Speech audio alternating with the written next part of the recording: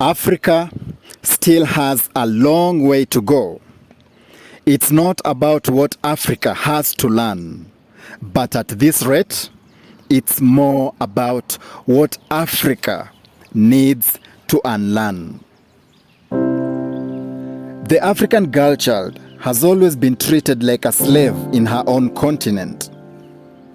The girl child in Africa always has to fly to the moon and back before she gets equal opportunities that are handed over to the boy child in a silver plate.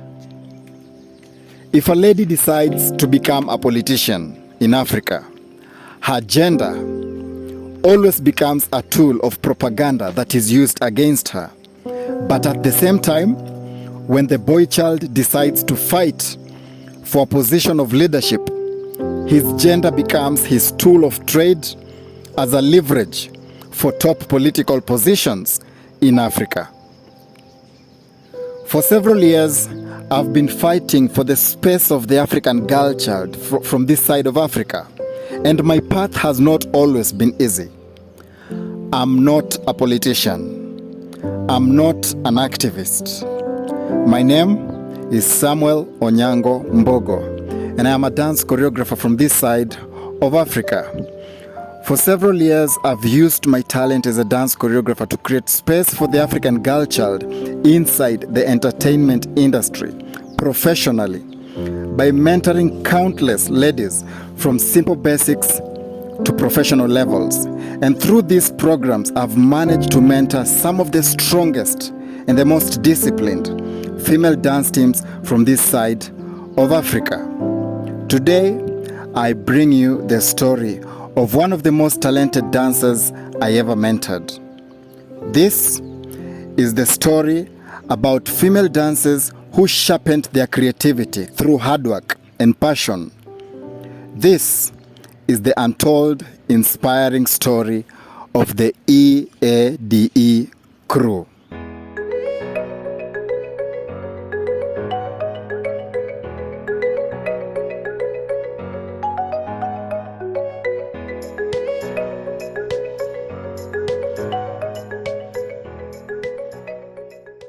Before I tell the story of the EADE crew, first, I'd like to salute the No Limit crew.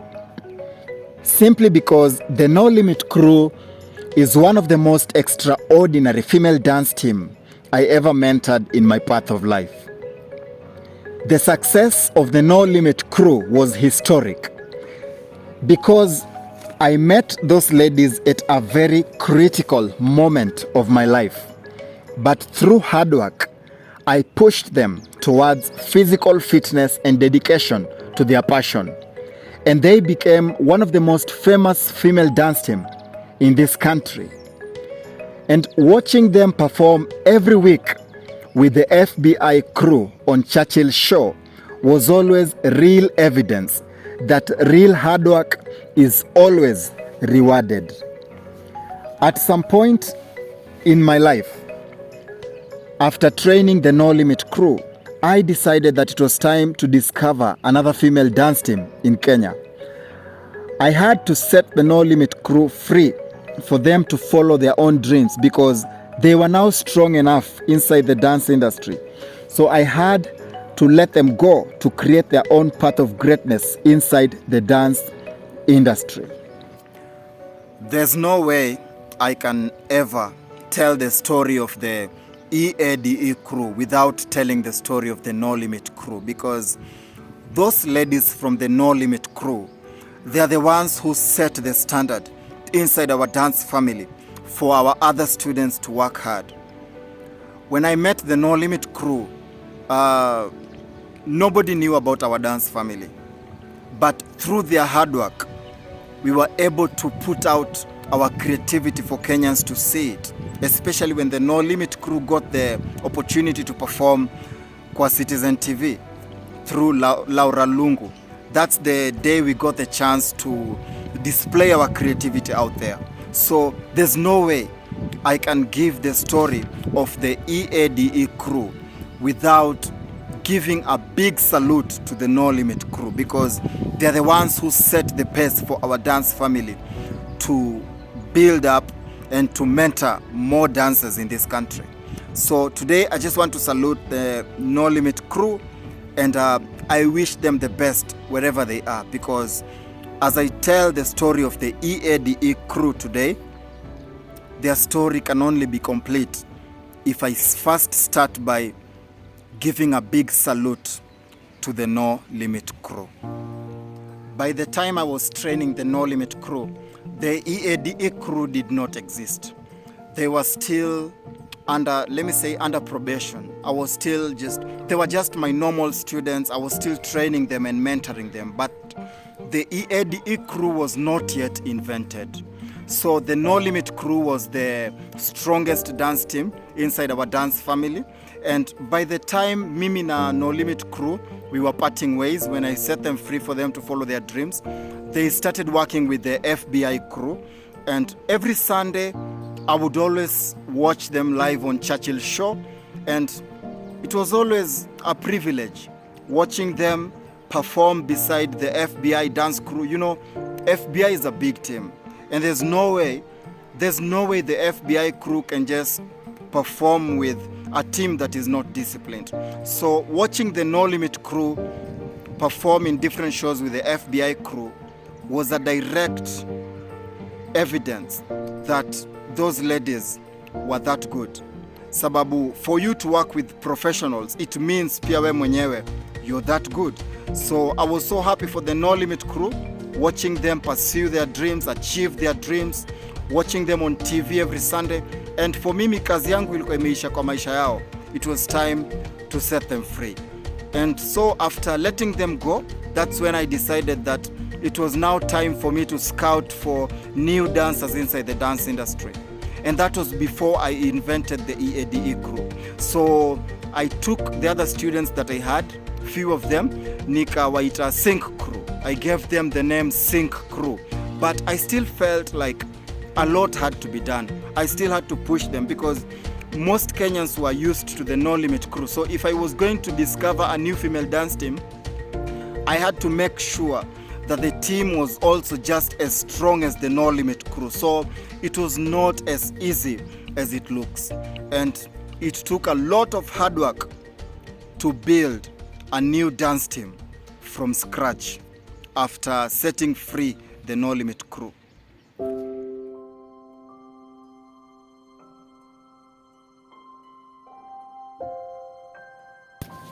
The moment I set the No Limit crew free for them to pursue their own dreams inside the dance industry, I was both happy and sad at the same time, because every dance team that I train is always like a family to me. So when the No Limit crew started working with the FBI crew, I knew it was a big sign from the universe that I had to discover new talents in Kenya. When I told most of my close friends about starting a new female dance team, they all laughed at me. And they told me that setting the No Limit crew free from my mentorship was the biggest mistake I ever made. In fact, some of my friends told me that I would never invent another female dance team because it was an impossible task and it required a genius to do it. One thing about my personality is that the moment anyone tells me that I can't do something, I always get the motivation to do it. So when my friends told me that it was impossible to invent a new female dance team in Kenya from scratch, I never allowed their words to discourage me. But I used that negative word from them to inspire my own resolve towards my vision. At that time, when I stopped training the No Limit crew, I used to have a small team of upcoming female dancers in my small mentorship program known as the Sync crew. The Sync crew was a team of young, passionate girls who loved to dance, but they were not yet professionals because the No Limit crew used to be the strongest team under my mentorship. So when I decided to set the No Limit crew free for them to follow their dreams inside the dance industry, I was left with the other young dancers who are known as the Sync crew. But at this time, the EADE crew did not exist. I just had the Sync crew, and I was still trying to think of what to do in order to turn these new female dancers into professionals. One day, while going through my social media platform, I received an inbox text from a random dancer, and she told me that her name was Valerie. This lady told me that she had been following my work on social media, and she wanted to ask if I could train her how to dance. She told me that she had her own dance team known as the Queen Epic Crew, and all they needed was a mentor who could train them on how to navigate inside the dance industry. The moment this lady told me that she wanted to be trained, I was a bit skeptical because I always get several texts from random dancers, but most of them are never that serious about their passion for dance. But this specific lady caught my attention when she told me that she had her own dance team, and all they needed was a dance choreographer and a mentor. On that very day, we exchanged contacts, and after chatting for several days through WhatsApp, she asked me if I could meet the other ladies in her team. Valerie was always an optimistic person and a go-getter, because whenever she wanted something in life, she always had the courage to fight for her dreams. Because I noticed that she kept insisting every day that I had to meet her team. So finally, I decided to travel all the way to Kariobangi North. And for the first time in my life, that's the first day I ever met Valerie Aura Murunga. Valerie told me so much about herself, and on that day, we made plans for our first ever dance choreography. And that's the day we did our first dance choreography together. When I saw these ladies dancing to my choreography, I felt so peaceful in my heart, because for the first time in my life, I finally understood my purpose. So on that day, I took all those female dancers under my mentorship, and I became their choreographer from that day. So the moment I met Valerie and in Kariobangi North, and she introduced me to her team known as the Queen's Epic Crew, at first I thought that it was just going to be like a temporary job where I'm just training these dancers and then wananilipa, then I go, because that's what I usually do. Because for me, dance is a career. Most of the time I travel to different parts of the country, nafundisha watu, they pay me and I go. But for this team, it was more than just money for me, because their passion yao ilikuwa in another level. When I created that choreography and tulikuwa tumevaa blue sisi wote, and we were dancing together, and then the way they were happy while dancing, I just made up my mind and I decided that this team ninafaa kuichukua under my mentorship, because there was something about them. Walikuwa chap, walikuwa so convenient for my technique. Everything I trained them, walikuwa na enjoy kuifanya. So I decided that let me take this team under my mentorship. And from that day, I took the Queen's Epic Crew. But before that, I told them that pia mimi niko na another team inaitwa Sync Crew. And instead of just being a temporary choreographer for you girls, I'm going to take you girls under my mentorship, and I'll introduce you to my other dancers. Then tutafigure out the way forward. We'll cross the bridge when we get there. So tukajenga a meeting. I invited them all the way. By that time, I used to stay in Kahawa West. So I invited Val and her whole team. Wakakuja Kahawa West. And then I also told the Sync crew that there were other ladies who were coming to join us. And that's the day the Queen's Epic Crew and the Sync crew joined their strength. And I had to cancel both the names za Queen's Epic na Sync Crew, and I gave them a new name. Nikawaita the East African Dance Empire. I created one team from the two teams. That's the day the EADE crew was invented. Nikawaita the East African Dance Empire. Ladies and gentlemen.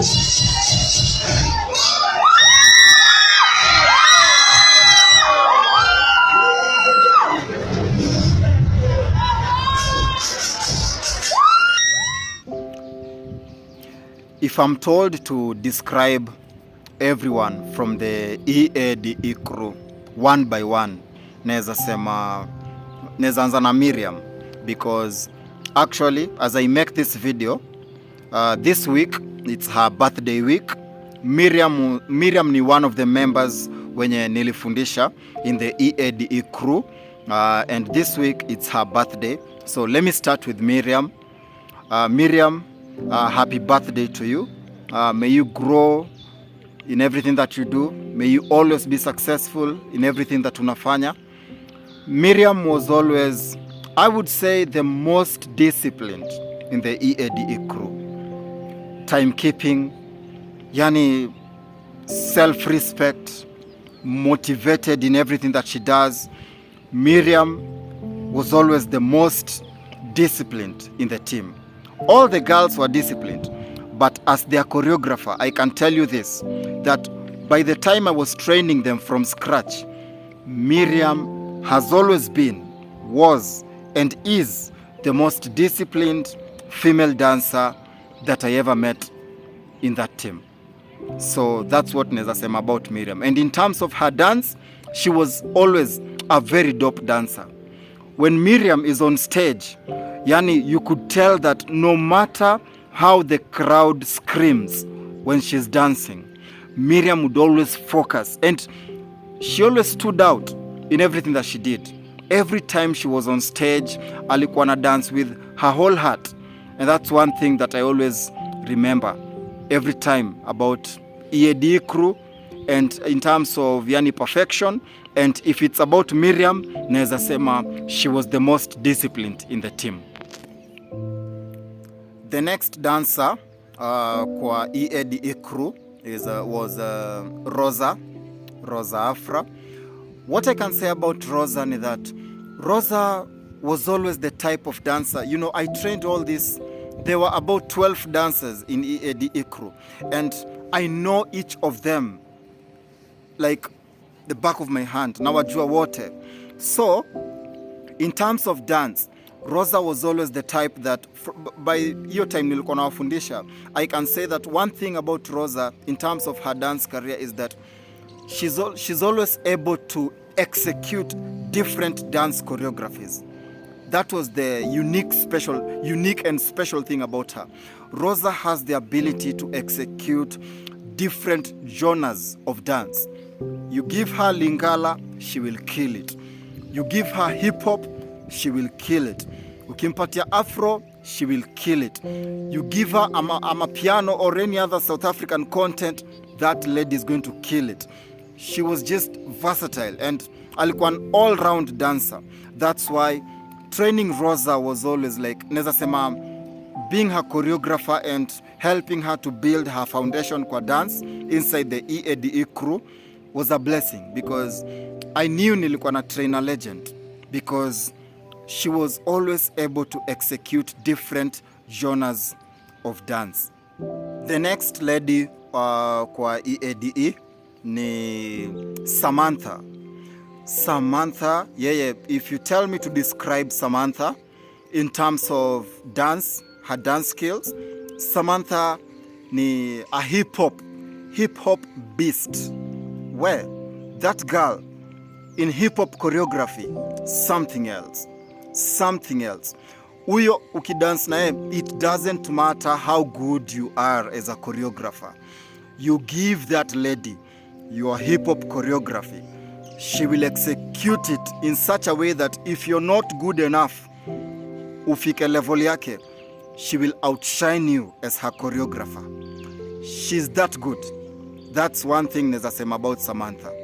her strength in hip-hop, something else. And that's the one thing that I always helped her to manage. She was so good in hip-hop, and that's the strength that I know yenye Samantha konayo. Her strength in hip-hop.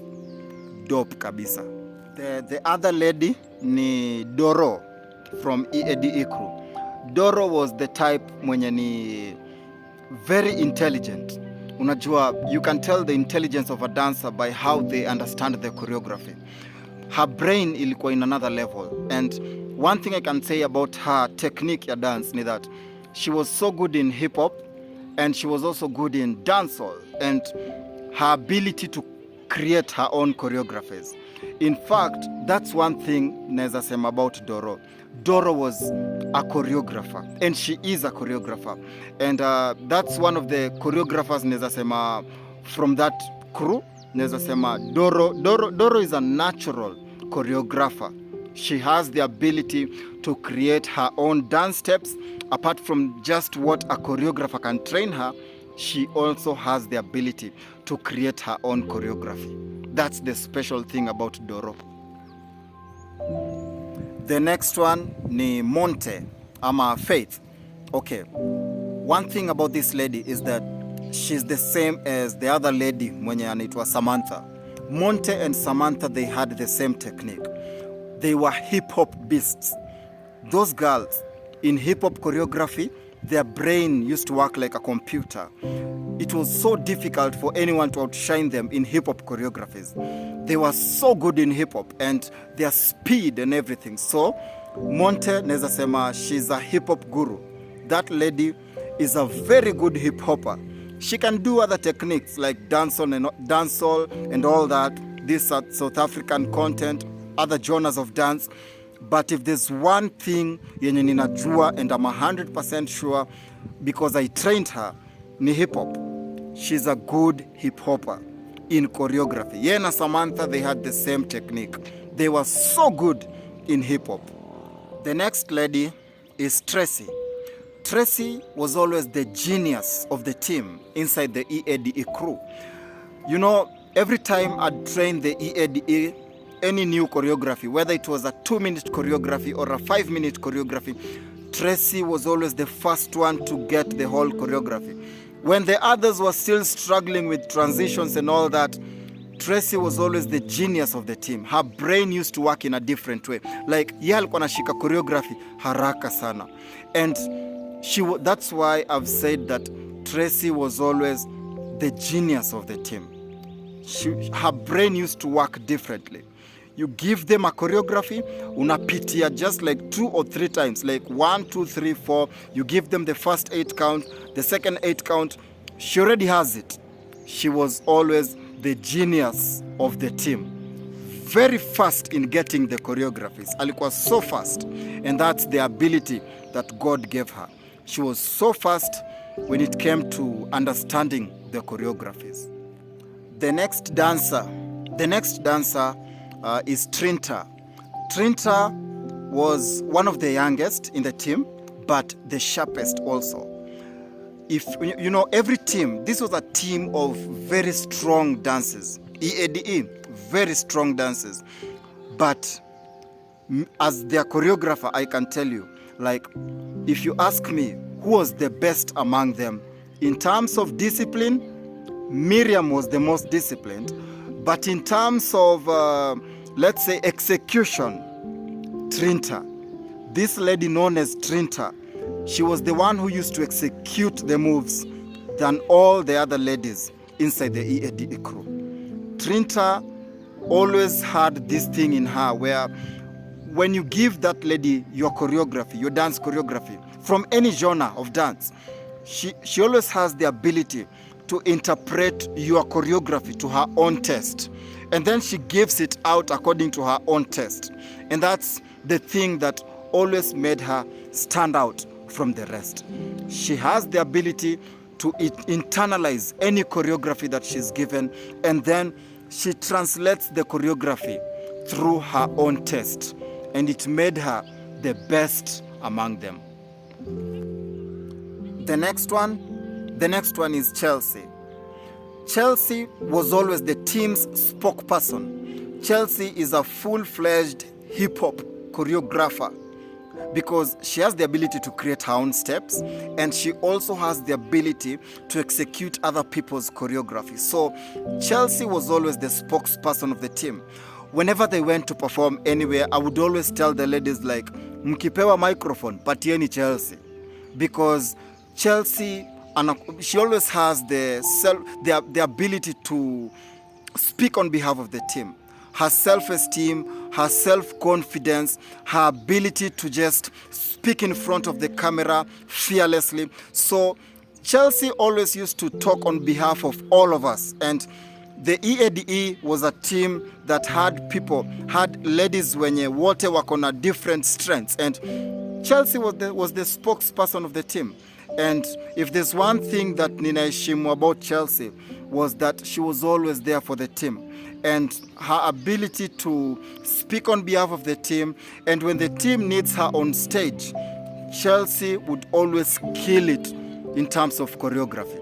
And to tell you this, that she was also a hip-hop beast. You know, this was a team that strength yao ilikuwa hip-hop, and individually they were very good hip-hop dancers. And even right now, I can tell you for sure that this lady known as Chelsea, a crazy hip-hopper. These ladies, I mentored them kwa hip-hop skills. And Chelsea, as I always say, she has always been one of the greatest hip-hop dancers that I ever mentored. So being a spokesperson of the team, she always made it so easy for the EADE crew to present itself out there professionally, because whenever she had the mic, she was never scared to sell the dream of the team for Kenyans to understand it. Whether it was in a national competition ama just a simple invitation that walikuwa napata in any place. The other lady in the team ni Ivy. Ivy, the best way to describe Ivy ni that she was the talkative type. Ivy alikuwa anapenda kupiga story sana. Even when you're training them how to dance, Ivy atakuwa always hapo anapiga story. But one thing I always respected about Ivy ni that when it came to serious business ya choreography, that girl sometimes alikuwa anaweza take time before I get the choreography, but her strength as a dancer was her ability not to forget any step that you give them. She would take time before she gets any choreography, but akishika choreography, it never escapes from akili yake. So that's the strength that this lady has.